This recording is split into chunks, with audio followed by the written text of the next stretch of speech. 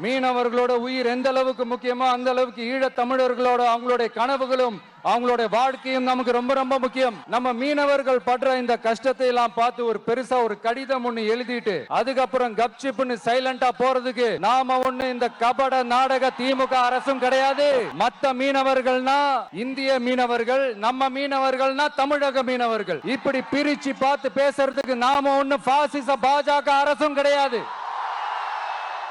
நிரந்தரமான தீர்வு, நிரந்தரமான ப்ராப்ளத்தை சால்வ் பண்றதுதான் நம்மளுடைய ஒரு முக்கியமான ஒரு அஜெண்டாவே. சரி, இப்ப நம்ம நாகப்பட்டினம் ஏரியாவுக்கு வருவோம். இங்க இருக்கிற மண் வளத்தை பாதிக்கிற இறால் பண்ணைகளை முறைப்படுத்தணும். அப்பதான் மீனவர்களோட வாழ்வாதாரமும் விவசாயிகளோட வாழ்க்கையும் பாதிக்காம இருக்கும். கடலோர கிராமங்கள்ல மீன் அரிப்புல இருந்து பாதுகாக்கிற அலையாத்தி காடுகளை அழிக்கிறத பத்தி தடுத்து நிறுத்தி அதுக்கு ஒரு வழி பண்ண வேண்டிய அரசாங்கத்துக்கு இதை விட ஒரு முக்கியமான ஒரு வேலை ஒண்ணு இருக்கு. அது என்ன தெரியுமா?